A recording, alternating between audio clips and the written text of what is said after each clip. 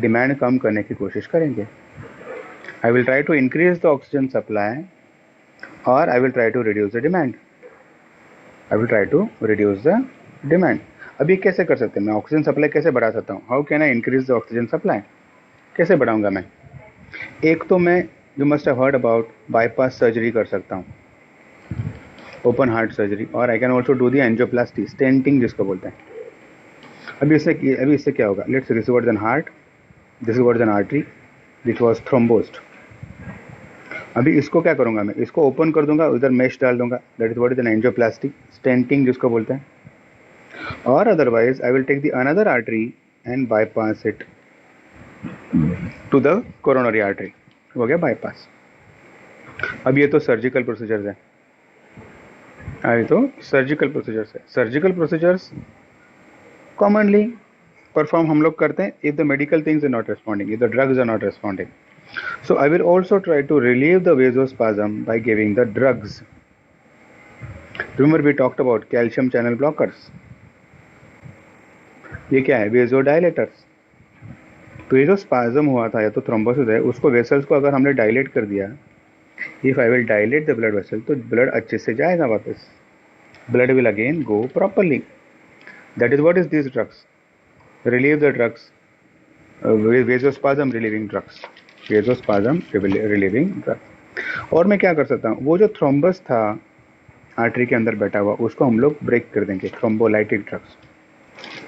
I will also give streptokinase, urokinase drugs. Also give streptokinase, urokinase, those are the thrombolytic drugs. तो thrombus को break करेंगे. और मैं ऐसा कुछ ड्रग्स दूंगा कि जो थ्रोम्बस को बनने से रोकेगा. Antiplatelet drugs. Antiplatelet drugs. Again, these are very important. तो ये सारे मेजर से हमने क्या किया? अल्टीमेटली हमने सप्लाई बढ़ाने की कोशिश की. एक तो सर्जरी करके, या तो फिर बाईपास सर्जरी करके, या तो फिर वेजोडाइलेटर्स देके, या तो थ्रोम्बस को ब्रेक करके, या तो अगले वाले थ्रोम्बस को बनने से रोकने के लिए एंटीप्लेटलेट. एक तरफ मैं सप्लाई बढ़ाने की कोशिश कर रहा हूँ, मतलब एक तरफ मैं मॉम को बोल रहा हूँ कि मम्मा ज़्यादा चपाती बनाओ, और एक कुकर लेके आओ, और एक गैस लेके आओ, whatever. On the other hand I am trying to reduce the demand. On the other hand I am convincing myself to eat less chapatis. Eat less chapatis. क्या करूँगा मैं? I will try to reduce the workload of the heart by decreasing the preload. Again हम लोग vasodilators दे सकते हैं जिससे कि लोड ऑन द हार्ट कम होगा. Decrease the after load. Again preload, afterload मतलब हार्ट के पहले वाला प्रेशर, हार्ट के बाद वाला pressure. Again I can give calcium channel blockers. I will also try to reduce the heart rate.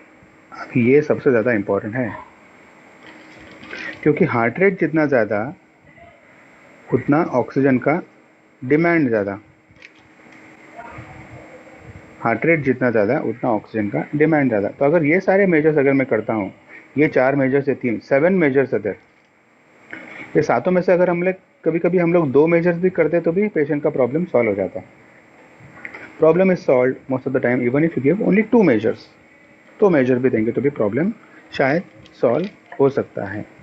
So that is what is the treatment of ischaemic heart disease. Let's go to the details about it. ये तो सिर्फ classification है, because this calcium channel blocker जो है ये itself can be asked with a short note.